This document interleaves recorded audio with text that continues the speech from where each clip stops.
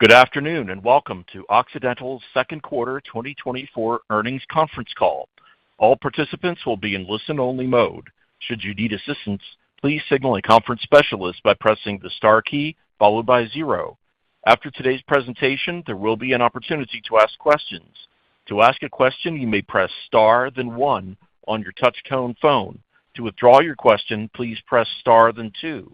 Please note this event is being recorded. I would now like to turn the conference over to Jordan Tanner, Vice President of Investor Relations. Please go ahead.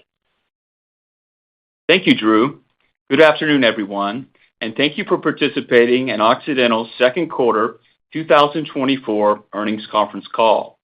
On the call with us today are Vicki Hollub, President and Chief Executive Officer, Sunil Mathew, Senior Vice President and Chief Financial Officer, Richard Jackson, President Operations, U.S. Onshore Resources and Carbon Management, and Ken Dillon, Senior Vice President and President, International Oil and Gas Operations. This afternoon, we will refer to slides available on the Investors section of our website. The presentation includes a cautionary statement on slide 2 regarding forward-looking statements that will be made on the call this afternoon. We'll also reference a few non-GAAP financial measures today. Reconciliations to the nearest corresponding GAAP measure can be found in the schedules to our earnings release and on our website. I will now turn the call over to Vicki. Thank you, Jordan, and good afternoon, everyone.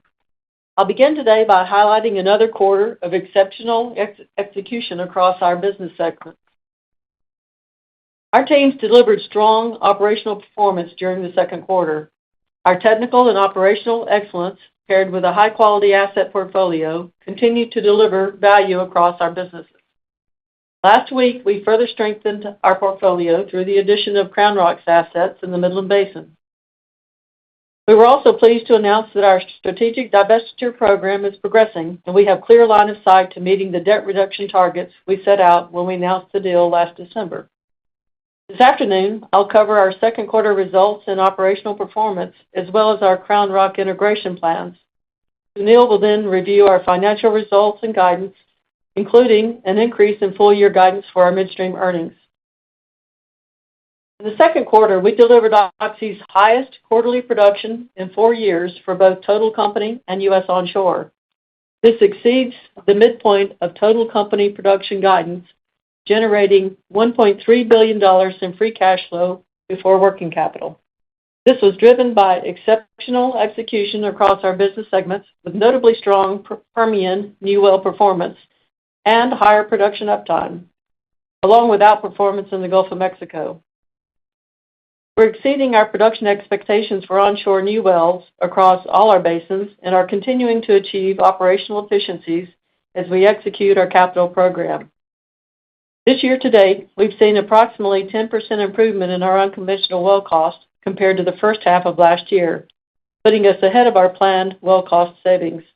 These savings have been achieved through lower non-productive time, increased frac utilization, operational efficiency gains, and facilities optimization as part of our focused program to lower well cost, decrease time to market, and increase free cash flow.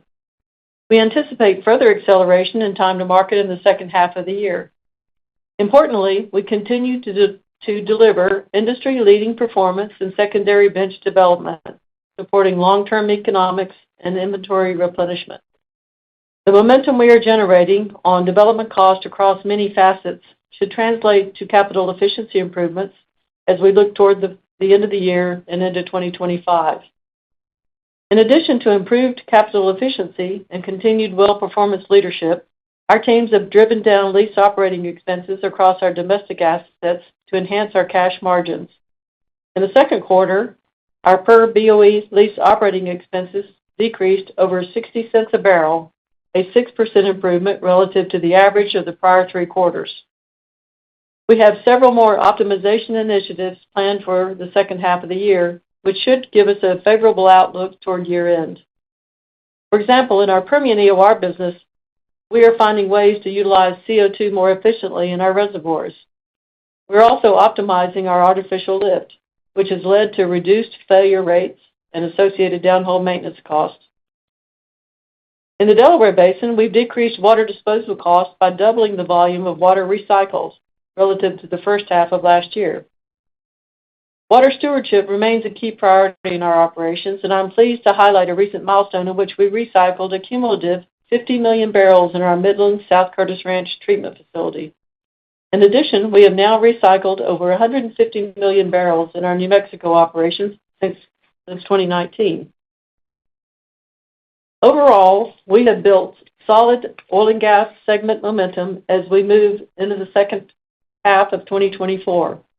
This gives us confidence to maintain our full-year production guidance, excluding Crown Rock, for our total company and Permian assets, despite the expected divestiture of 15,000 BOE per day in the fourth quarter. Our midstream business significantly outperformed in the second quarter, with an adjusted pre-tax income more than $180 million higher than the guidance midpoint.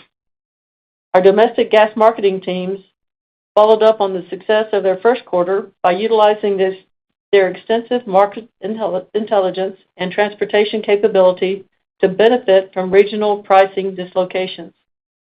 Furthermore, as healthy storage levels and stable Permian output continued from earlier in the year, the second quarter presented abnormally high planned and unplanned maintenance on takeaway pipelines.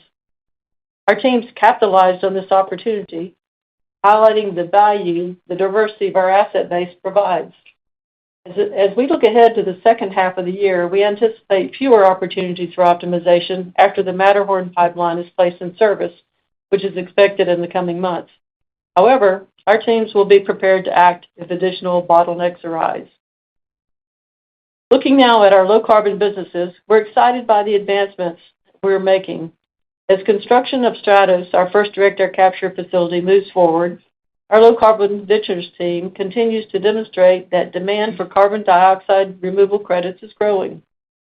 In July, we announced an agreement with Microsoft for the sale of 500,000 metric tons of CDR credits over 6 years from Stratos. The agreement is the largest single purchase of direct air capture CDR credits to date and highlights the increasing recognition of carbon engineering's technology as a solution to help organizations achieve their net zero goals. I would now like to talk about how pleased we are to integrate Crown Rock into the greater Oxy portfolio. We closed the acquisition on August 1st, and we continue to be impressed with Crown Rock's efficient operations and employee talent. As we have discussed previously, this acquisition complements and enhances our premier Permian portfolio with the addition of high-margin production and low break-even undeveloped inventory. We're excited about the subsurface and geologic potential of these assets, and our technical teams are eager to apply their subsurface expertise and workflows to generate maximum value. We're also looking forward to leveraging our newfound scale in the Midland Basin.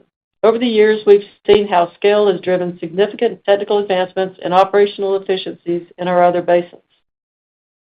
We're confident that as we integrate our Midland Basin assets, we'll unlock meaningful efficiencies through infrastructure sharing, resource utilization, and by bringing together best practices from each of our organizations. Our combined teams have made great strides in the past several days getting to know each other and integrating Crown Rock into Oxy's organization. On our next call, we're looking forward to telling you more about our post-Crown Rock enhanced portfolio and how the integration is advancing. One of the many benefits of this acquisition was the opportunity to high-grade Oxy's existing portfolio of assets. In December, we laid out plans for a $4.5 to $6 billion divestiture program to be completed within 18 months of the acquisition's close. Given the inventory depth of our onshore portfolio, we welcome the opportunity to monetize some of these assets at an attractive price. And as we announced last week, the divestiture program is progressing well. Since the start of the year, we have closed or announced approximately $1 billion of Permian Basin divestitures. The proceeds from these sales will go directly toward debt reduction. This progress on divestitures, coupled with robust organic cash flow underpinned by our steady focus on operational excellence, has positioned us well to reduce our debt in the near term. Sunil will address this in more detail, but we're excited that we're on track to retire approximately $3 billion of debt during the third quarter, which means which speaks to both the quality of our assets and our future cash flow potential. Now I'll hand the call over to Sunil to provide more details about our second quarter financial results, our guidance, and progress on strategic financial action. Thank you, Vicki. We are excited with the recent progress we have made in executing the portfolio high-grading plan we outlined in December. OXY has realized an immediate enhancement of our U.S. onshore portfolio with low break-even inventory and expansion of free cash flow generation potential upon the closing of Crown Rock last week. The opportunity to build scale in the Midland Basin made this transaction a strategic fit for OXY, and the newly acquired assets will immediately compete for capital. In late July, we issued $5 billion of senior unsecured notes. We used the net proceeds of the offering and term loans to fund the cash consideration of the Crown Rock acquisition. Overall, we were highly pleased with the investor demand for the bond offering. We placed notes maturing in 5 tranches at 3, 5, long 7, 10, and 30 years at a weighted average coupon rate of less than 5.5%, creating a manageable debt maturity profile given our deleveraging plans. Our efforts to strengthen our balance sheet remain a top priority, and we are achieving early success in debt reduction. In July, we retired $400 million of debt at maturity, and our strong organic free cash flow is enabling further deleveraging progress in the coming weeks. By the end of August, between additional OXY maturities and the early redemption of Crown Rock's notes, we will have prepaid an additional $1.9 billion of debt, bringing the total to $2.3 billion. Add to this the proceeds from the Barilla Draw divestiture, and we expect to have repaid over $3 billion in debt by the end of the third quarter, which is almost 70% of our near-term reduction commitment of $4.5 billion. We will continue to prudently advance deleveraging via free cash flow and proceeds from our divestiture program. We were pleased last week to announce the agreement to sell certain Delaware Basin assets for approximately $818 million. The core of this divestiture centers around approximately 27,500 net acres in the Barilla Draw field of the Texas Delaware Basin. While these assets have been core to OXY's Southern Delaware position for over a decade, the remaining inventory is longer dated in our current development plans. We anticipate closing the sale late in the third quarter and estimate a 15,000 BOE per day reduction in fourth quarter Permian production.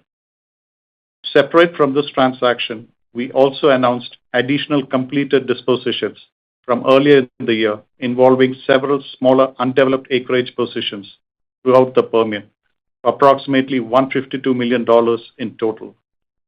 This brings total year-to-date closed or announced divestments to $970 million. Consistent with our cash flow priorities, all net proceeds from these sales will be allocated to debt reduction. We are satisfied with the progress of our divestiture program and the trajectory of debt reduction plans. We are ahead of schedule on our near-term debt reduction commitments, and we will continue to focus on strengthening our balance sheet through a combination of divestitures and excess cash flow until we reach our principal debt target of $15 billion or less.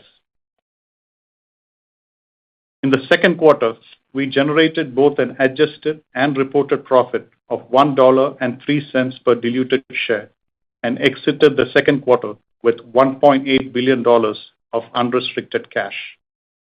As Vicki highlighted earlier, we generated over $1.3 billion of free cash flow before working capital, driven by sustained success across our diversified business segments. More specifically, the second quarter was marked by strong production performance in the Permian and Gulf of Mexico, driving high oil volumes. In the midstream segment, substantial value capture was realized, particularly in gas marketing as evident through the greater than $180 million adjusted pre-tax income outperformance when compared to the midpoint of guidance. We are delighted with how operational excellence drove financial results in the second quarter and continue to benefit from a complementary asset base that positions us for success through a wide range of pricing environments. Our second quarter capital was largely in line with the first quarter, consistent with our business plan of a front-half heavy year in domestic oil and gas activity. We reported a negative working capital change in the second quarter, primarily due to higher oil volumes and increased barrel shipments on the water at quarter end. Rockies-related property tax payments, which are based on a 2-year revenue lag and incorporates a period of higher oil and natural gas prices from 2022, also played a contributing factor. Now looking ahead to the second half of 2024, we have provided pro forma guidance based upon the following assumptions. We included Crown Rock in our guidance beginning August 1st, and we excluded from guidance the 15,000 BOE per day of 4Q production associated with the Permian divestment, as we expect the transaction to close late in the third quarter. Even after adjusting for this disposition, Oxy's total and Permian full-year production, excluding Crown Rock, is expected to remain flat due to higher Permian outlook. Including Crown Rock, the midpoint of our total company production guidance has increased from 1.25 million to approximately 1.32 million BOE per day. Building on the operational momentum generated in the first and second quarters, we anticipate an improving production trajectory in the back half of the year in all our domestic assets. This includes the Gulf of Mexico, even after incorporating some downtime for potential disruptive tropical weather in our guidance. Excluding Crown Rock, the midpoint of our 3Q production guidance would represent a new record for the highest quarterly production in over 4 years. In the appendix, we have summarized some of the key full-year guidance changes associated with consolidating Crown Rock into our portfolio. Aside from the production benefits, we anticipate a notable improvement in domestic operating costs from adding these high-margin barrels. Excluding Crown Rock, we are also pleased with Oxy's improvement and favorable trajectory of operating costs and capital efficiency across our U.S. onshore assets, as highlighted by Vicki earlier. OxyChem's 2024 business is performing well, with results largely in line with the plan we laid out at the start of the year. However, challenging economic conditions in China, combined with the continued deferral of interest rate reductions, have dampened OxyChem's trajectory for the year.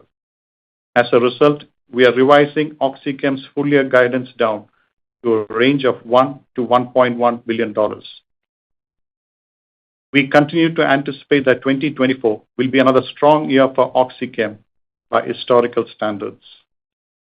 With midstream and marketing's strong second quarter, we have raised full-year guidance by $220 million.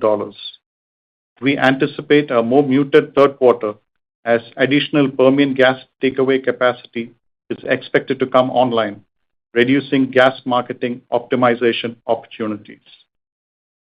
We continue to execute our 2024 capital program as scheduled.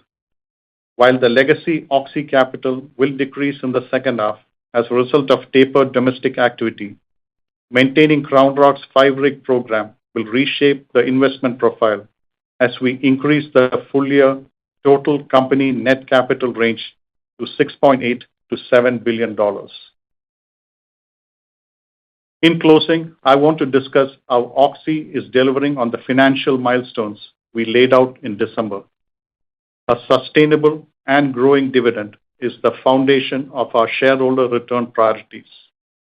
Earlier this year, we followed through on a commitment we made when we announced the Crown Rock acquisition and raised our quarterly common dividend by over 22%. The free cash flow accretion that we anticipate from Crown Rock, along with the expected improvements from our non-oil and gas segments of our portfolio, provided us with the confidence to raise the dividend. Maintaining our investment-grade credit rating is a key priority. In recent weeks, we received ratings affirmations from all three ratings agencies, including our investment-grade credit ratings from Moody's and Fitch. We are focused on our deleveraging strategy, and we remain on track to retire at least $4.5 billion of debt well before next August. We are off to a promising start with our divestiture program. We will continue to evaluate our high-quality asset portfolio for divestment opportunities and will apply those proceeds to further debt reduction, thereby strengthening our balance sheet. Oxy is methodically delivering on these key financial commitments. The strategic and financial actions we have taken over recent quarters are converging to benefit our portfolio, increase cash flow generation capability, and ultimately accelerate shareholder value. I will now turn the call back over to Vicki. Thank you, Sunil. Before we move on to the Q&A, I would like to close by focusing on a few of Oxy's differentiated value catalysts. Our subsurface expertise, technical excellence, and operational strength allow us to continuously achieve basin-leading well performance while simultaneously driving efficiency and savings. The addition of Crown Rock further enhances what I believe is Oxy's strongest portfolio in our century-long history, and it kicks off another phase of Oxy's cash flow growth with future upside through improved resource recovery and lower cost opportunities. I can't wait to see the value that the newly combined teams deliver given the quality and depth of development opportunities coming with this new asset. Beyond oil and gas, we expect our OxyChem and midstream businesses to continue to provide material cash flow durability in the years ahead. And finally, LCV continues to develop practical decarbonization solutions that are solidifying our leadership in this important emerging market. These businesses together position Oxy's common shareholders to benefit financially for decades to come. We will now open the call for questions. As Jordan mentioned, Richard Jackson and Ken Dillon are on the call with us today for the Q&A session. We will now begin the question and answer session. To ask a question, you may press star then one on your touch-tone phone. If you're using a speakerphone, please pick up your handset before pressing the keys. To withdraw your question, please press star then two. Please limit yourself to one primary question and one follow-up. At this time, we will pause momentarily to assemble our roster. The first question comes from Neil Mehta with Goldman Sachs. Please go ahead. Good morning, Vicki and team, and good progress here on deleveraging. That's kind of where I want to start. Recognize the Barilla Draw announcement here a couple days ago, but what's the asset sale market look like, and can you talk about the opportunity set to continue to make progress on monetization? Yeah, as you know, we have a deep inventory of assets, and our portfolio is very, very strong.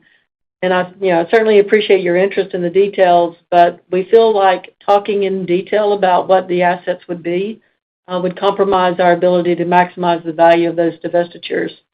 We've said previously that we get a lot of incoming offers, but it's clear that some think that this is a fire sale, and it is not.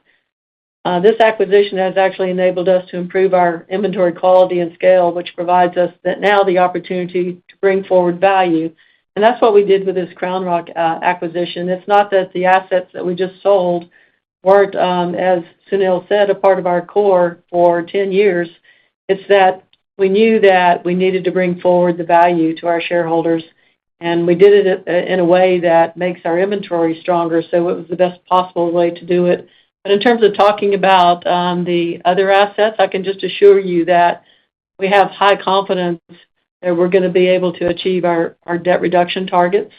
And as you saw, and as you mentioned, it was definitely, we're off to a good start, and we're excited about where we're headed with this, and think that certainly the $15 billion that we are targeting to achieve is doable by the end of 2026 or first of 2027, we previously said.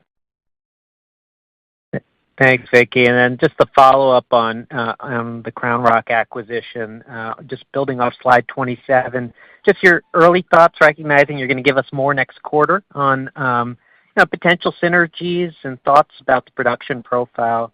I know you had talked about this being a 170,000 barrel a day asset, and the guide is a little softer than that, but recognize that it's not a full year and you haven't gotten your hands full on these assets. So just your perspective on the production profile and the synergies associated with that.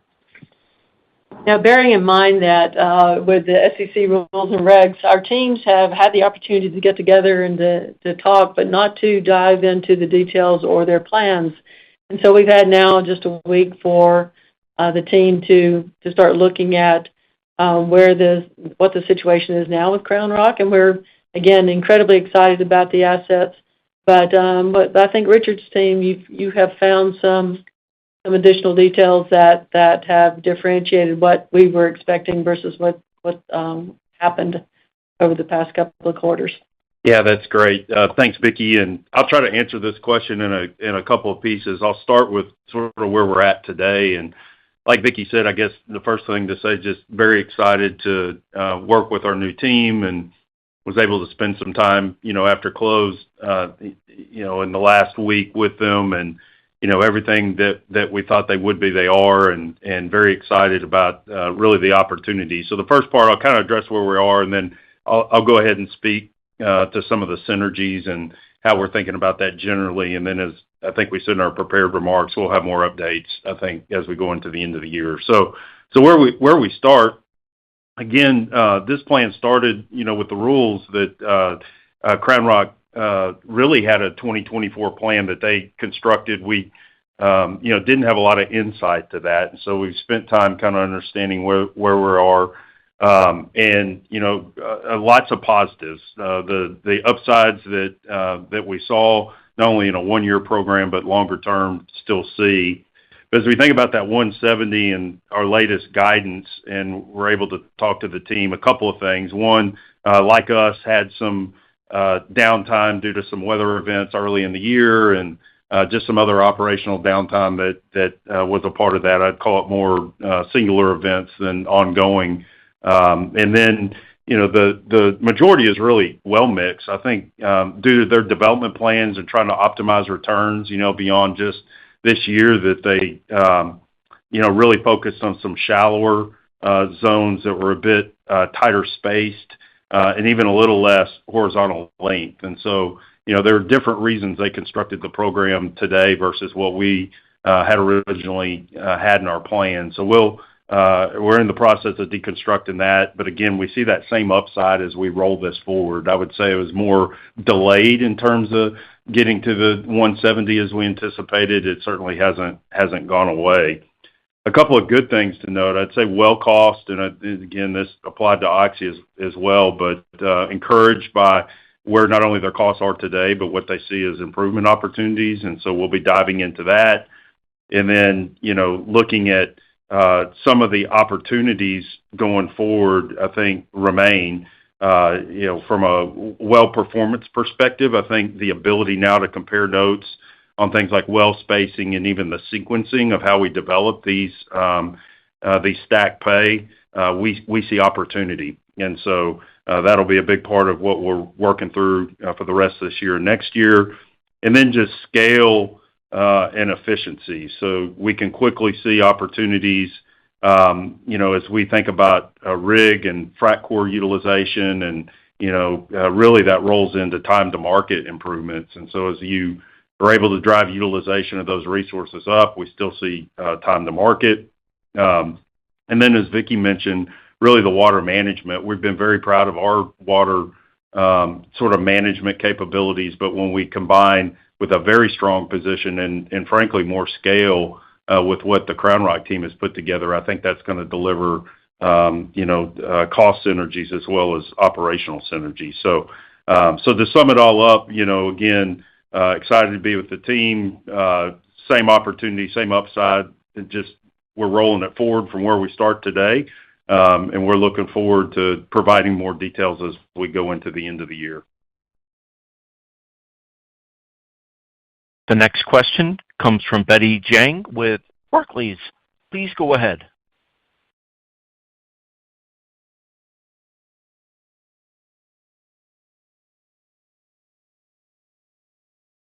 Excuse me, Ms. Zhang, your line is open. Oh, sorry, I was on mute. Please go ahead. Hi, good afternoon. Sorry about that. Maybe I want to switch gear a bit. Want to ask about the Stratos project.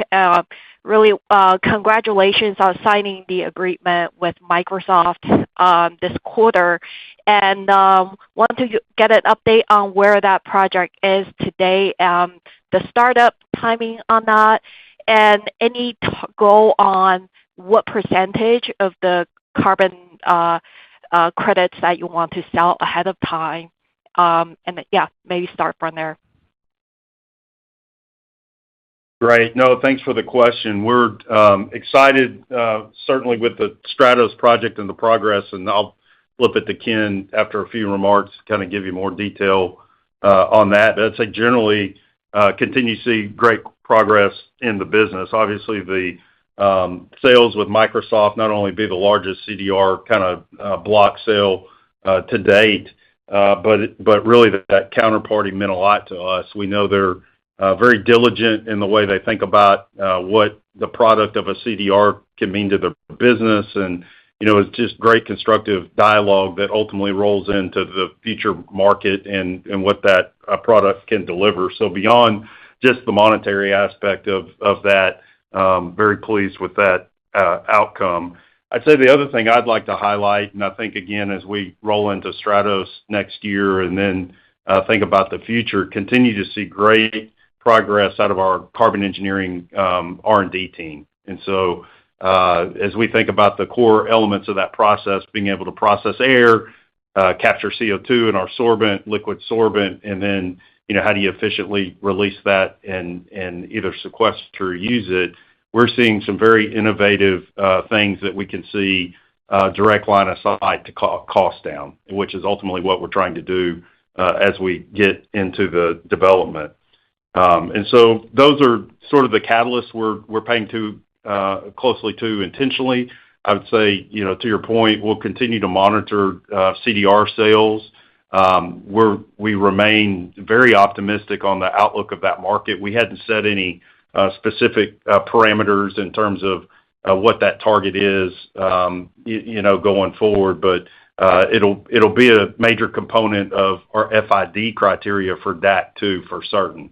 And so I think as we get closer to that, over the next period of time here, that we'll be able to give more disclosure of how we think about that from a commercial project to FID. So maybe with that, I'll turn it over to Ken. Good afternoon, Betty. Overall, we remain on track for startup next summer. We currently have around 1,200 people at site, which is our peak. We'll start rolling off soon. We've been able to staff all trades as necessary, and Worley continues to do an excellent job. The efficiency of each of the trades is at or above where we expected them to be. We're now moving away from bulk fill. By that I mean putting in the large piping, cable, etc., into completing the systems one by one. So we're at that stage now so that we can commission in the right sequence. We get power live this month, which then means we can start getting the control room up and running and testing all of the instrumentation throughout of the plant. So they're going really well at the moment. We're also, as Richard highlighted, learning constantly during construction and also from the CEIC. We're seeing really great potential for performance improvements and cost down improvements, and we're looking at how to incorporate these learnings as quickly as possible. Companies like Technip Energies are also focused on how to achieve cost down for their equipment, and that's driven from the top of the company. So we're getting great support from our visionary vendors who have bought into long-term DAC future. So I hope that answers your question. Yes, it does. Thank you very much for that color. Maybe shifting back to upstream, a follow-up on the Rockies. Just after several quarters of very strong performance, do you think that, and then third quarter guidance is also, again, seeing sequential growth, but as activity is expected to slow down in the second half, we'd love to get some color on how you think about the production and activity trajectory going forward.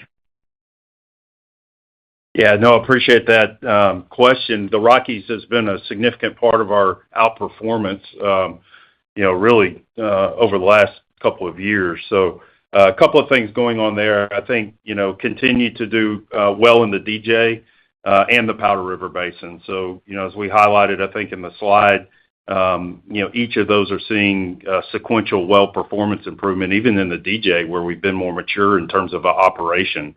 And so, very, very pleased with that. From an activity standpoint, we really have done work in the early part of this year in the Powder River Basin, where, again, the well performance has been very good, not only against the industry, which we note, but also against our internal expectations. And so what we're planning to do there is we'll be lower activity in the second half of the year while we pause and really rework our development plans. And so similar to what we kind of laid out generally in our highlight slide, we're really looking at how do you take primary and secondary benches with the Turner and Nio and even the Mowry, and think about that longer term as we build out our infrastructure. And so what we're expecting is to be in position at the end of this year to be able to put together a development plan and then have that compete with capital as we go into 2025. So I think, again, just very pleased with that, but I would call it steady activity in the DJ with a couple of rigs, and then really putting a competitive case forward for Powder River Basin in 2025. The next question comes from Paul Cheng with Scotiabank. Please go ahead. Thank you. Good morning. I think that first one is maybe for Sunil. I think you guys have said you have discussed with Ecopetrol for them to purchase 30% undivided interest in the Crown Rock, and then that fell apart. So from that standpoint, what is the sticky point on that? And perhaps more importantly, the reason why you purchased Crown Rock must be you think the asset is better, or that at least better than the average of your portfolio. So why that will be one of the first assets that you're trying to sell down? So trying to get some understanding of the logic behind when you initially talking to Ecopetrol for the deal. Second question is that I know it's a little bit early for 2025 for CapEx and production, but can you give us some idea that maybe the moving part, plus and minuses for next year on both the CapEx and the production outlook? Thank you.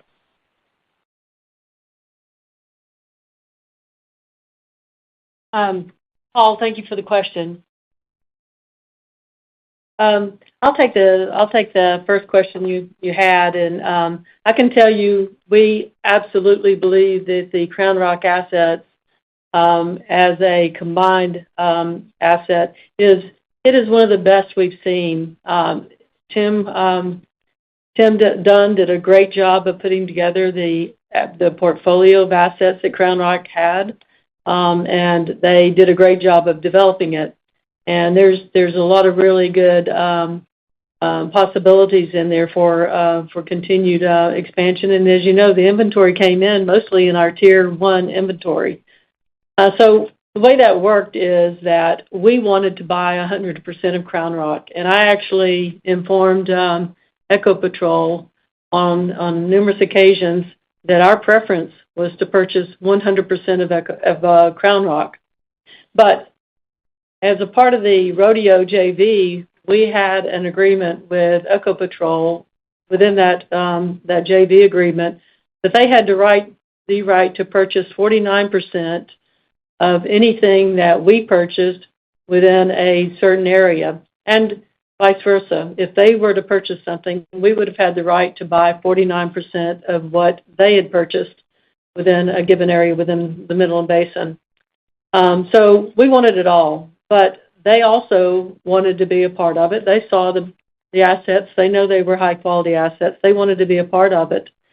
So since they are a valued partner to us, we've been in partnerships with them for decades, and we have a great relationship with them.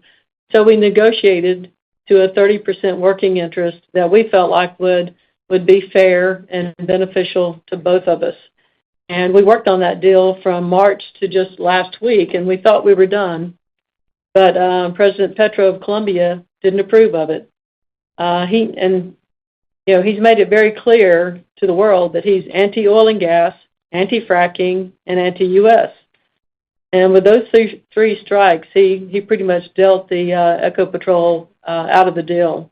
And that's all according to news reports. But certainly we wanted it all. They wanted a part of it. Unfortunately, there are others in the world like Petro, and there are some actually in the United States like Petro who believe that oil and gas should go away and believe that that we shouldn't be an industry anymore, and that renewable energy will be all that's needed to go forward and to help with the climate transition. But the reality is that, as you know, oil and gas is going to be needed for many decades to come. And so the other part of what Ecopetrol had some interest in was our strategy. And our strategy in the Midland Basin with respect to CO2 and in enhanced oil recovery. And our strategy is very important to the world in that we're going to be taking CO2 out of the atmosphere and putting it in the assets that we have in the Midland Basin, including Crown Rock, to get more oil out of the ground. And so they were very excited about that and wanted to be a part of it. The next question comes from Doug Leggate with Wolfe Research. Please go ahead. Hi, this is John Abbott on for Doug Leggate. Yes, just sticking with the Ecopetrol joint venture, how much production is associated with that JV? And just out of curiosity, if they did not want to continue in the Midland for some reason, would you be potentially interested in that asset? The way that would work is that if we continued on beyond the ending of the potential ending of the JV, the interest would just be divided 49% for Ecopetrol, 51% for OXY. So a discontinuation of the JV would just result in a couple of scenarios. One being if we just broke it off, didn't go forward at all with the JV, we would each just have just like a normal operating situation where it's 51% us, 49% them. Did that answer your question? Yeah, I was just sort of curious if you would be interested in that asset and just sort of curious as to how much production may be associated with that joint venture currently. I believe that's around 40,000 barrels a day. Yeah, that's right. Yeah, it's around 40. Okay. That's very helpful. And then for the second question, very quickly, what was the run rate spending at Crown Rock? Was it 900? It's been very steady. I mean, I think we gave the guidance, midpoint around 950, and it's been very steady with their 5 rigs. So we looked at that, and I think that's part of their success. They've been able to be very flat, which turns into a great production profile as well. So very, very, you can think about it very steady. Yeah, I just want to clarify on the Midland production. The 40,000 is our net production. The next question comes from John Royall with J.P. Morgan. Please go ahead. Hi, good afternoon. Thanks for taking my question. So my first question is on the asset sale program. To date, you've sold or agreed to sell about $1 billion worth of assets.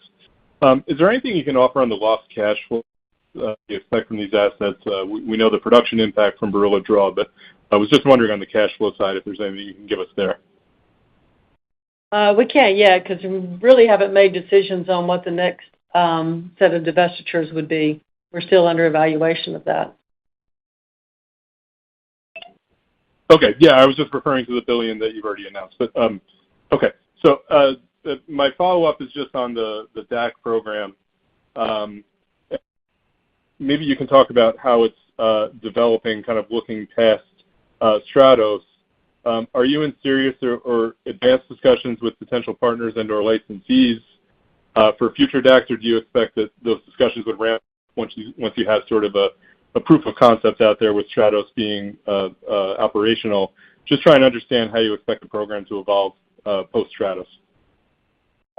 Yeah, maybe answer that kind of yes to both. I think, one thing we've done is, with the King Ranch sequestration hub, we continue to develop that.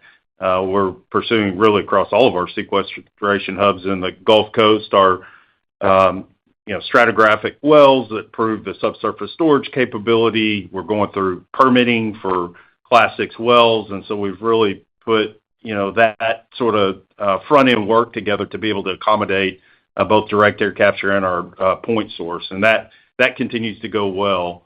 King Ranch is really what we've targeted for the next kind of development beyond the Permian, and it really has a lot of scale advantages that we've talked about in the past, both with the subsurface and, as we think about it, the balance of plants. You think about key power inputs, emissions-free power inputs, water, or other advantages. And so that sort of engineering work we continue to do for South Texas as it relates to the subsurface and DAC.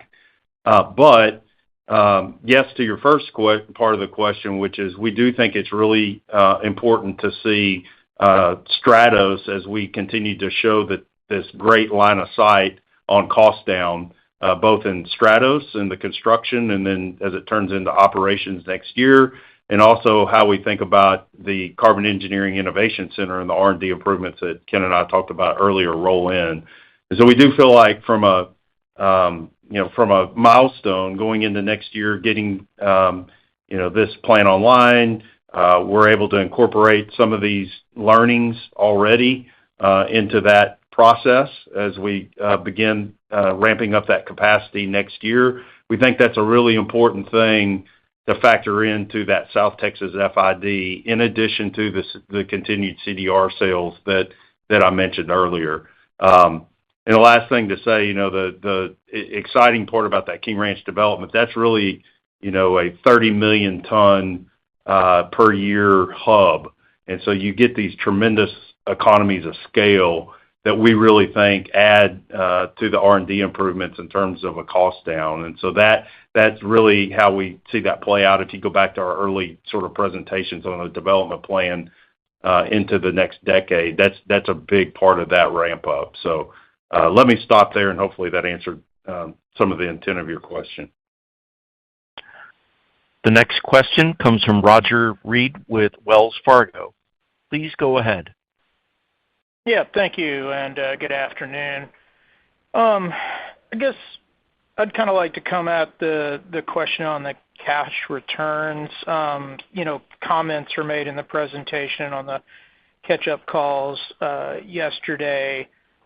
Get the debt paid down and then get back to buying back shares, potentially even, go after retiring the preferred. And I'm just curious kind of how you're looking at that in terms of what you would want to do once the balance sheet's where you want it.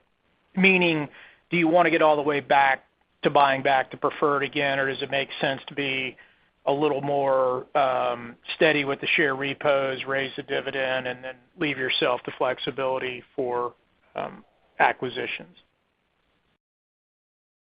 It really depends on the macro, because what we're doing today with this accretive acquisition, to me, is actually delivers better value than buying back shares. So given that's why we did the deal we did.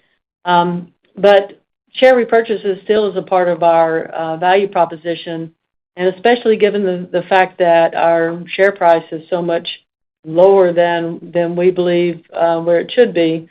So as we get through this period and we get our debt back down to $15 billion, we will then resume share repurchases. And then it really depends on the macro at that point. If we are in a scenario where we can buy enough shares back to trigger the $4 per share, then we would start also buying back the preferred. That would be a part of what we do. We can't ever rule out, what the situation would be if we were in a prolonged high price environment, because I think that although the Berkshire preferred becomes available to us at a 5% rather than 10% premium starting in 2029, so that if we haven't bought it back by then, we would definitely launch a campaign at that point to buy the preferred. Yeah, right. The 10-year kind of change. Okay. Right. And then as an unrelated follow-up, just your guidance on the midstream business and the gas trading. What is the expectation that you have on Matterhorn in terms of startup that's built into your expectations? Is that middle of the quarter, end of the quarter? I'm just trying to understand, like, maybe upside, downside to the guidance. That would probably happen mid to late quarter is the last update that we've had.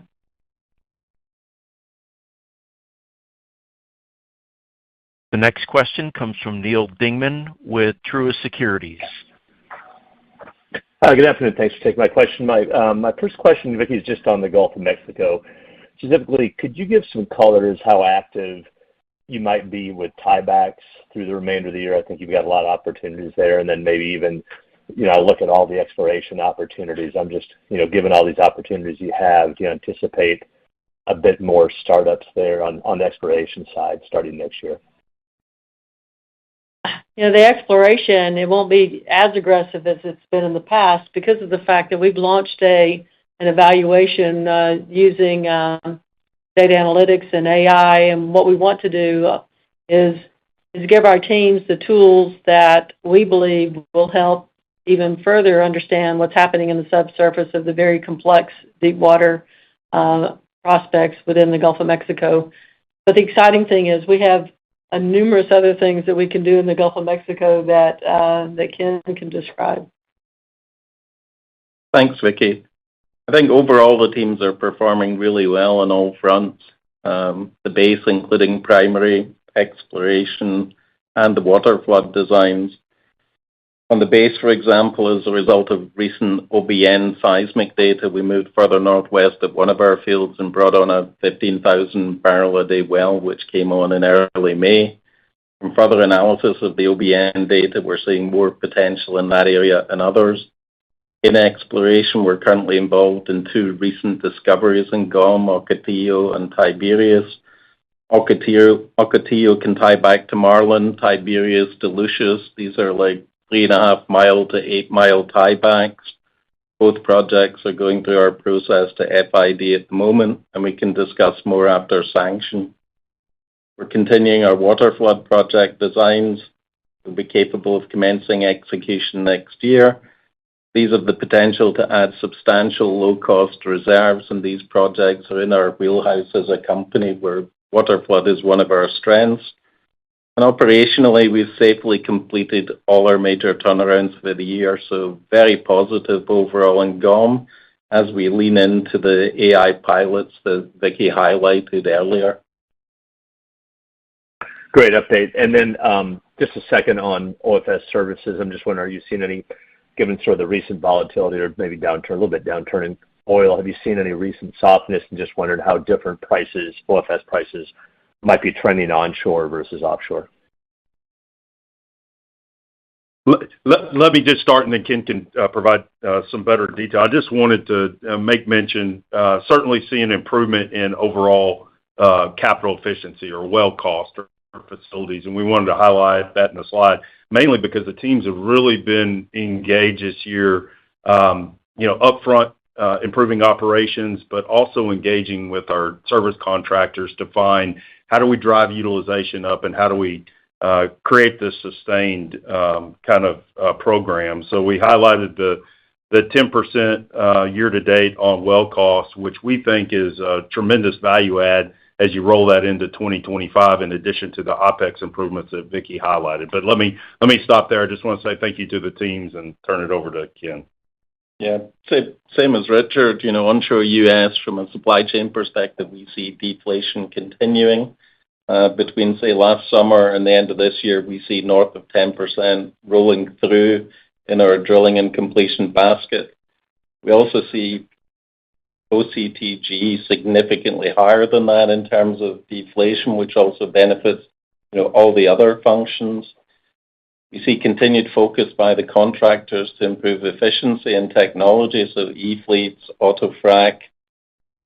They're really pushing the technology aspects, and they're working with us on utilization. And it's not only the efficiency that comes with utilization, but because of the planning that Richard's teams are doing, it releases those contractors to use that equipment in the spaces we're not, so they can maximize their margins also. Having mass matters, so Crown Rock will enable more value in that space in the Midland Basin, so it's definitely accretive. Hope that answers the question. The next question comes from David Deckelbaum with TD Cowen. Please go ahead. Afternoon, Vicki and team. Thanks for taking my questions. I was curious if I could ask a little bit more just on the Crown Rock progression into next year. I think you all still are standing by getting towards that 170,000 a day target and then perhaps growing it from there. So when we think about CapEx for next year, given that this was a high-graded transaction, do you see the Crown Rock assets sort of thieving some capital from some areas that you were spending money on in 24 as we think about that program? And I guess in part of that, is there some savings on the CapEx side associated with selling Barilla Draw? I would say that we would keep the same activity level with Crown Rock going into next year. They've had this, as Richard said earlier, this same activity level for quite a while. It's worked well for them. And we think that with the capability of our teams working together, that we'll actually be able to maybe do more with less. And so we think that's going to be a good news story. So likely no increase in activity in Crown Rock. And the Barilla Draw, part of the reason that we divested of Barilla Draw is because we weren't investing capital there, because we had development going on in other areas that was taking the capital away from Barilla Draw. And so our philosophy has always been if we have an asset that doesn't compete for capital and or would have competed under different circumstances, but we're not going to get to it for 5 to 10 years, then that's why we divest of it. I appreciate the color there. And then maybe my second question just on direct air capture, just following Stratos. I know there was some enthusiasm, especially last year, around ADNOC and their interest in direct air capture. Would you characterize most of your conversations with most parties at this point as sort of being in a wait-and-see mode around Stratos and how some of these first projects perform? I would say there's a lot of interest in Stratos, and it's now, I think about every conference around the world and companies around the world are all talking about Stratos. In fact, we had a major operator, international operator, come and visit our site because there's a lot of interest in it. But as Richard said, first of all, we want to get it up and running, and because we believe that as we prove it up, as we make it better, that it's going to be much more valuable than what people realize today. And Richard, did you have something to add? No, I just think that's right. I mean, I think we continue to talk, our ambitious plans. We think that there's a lot of scale in terms of development. You've seen, some of our development plans. And so as we prove it, as we give line of sight to cost down, we're very confident that both strategic and capital partners are going to have an investable development that will be able to help us. So that is our strategy. But I mean, we're doing a lot of engagement on multiple fronts, both from offtake and future capital partnerships. So appreciate that question. In the interest of time, this concludes our question and answer session. I would like to turn the conference back over to Vicki Hollub for any closing remarks. I'd just like to say thank you all for your questions and have a great rest of your day. The conference has now concluded. Thank you for attending today's presentation. You may now disconnect.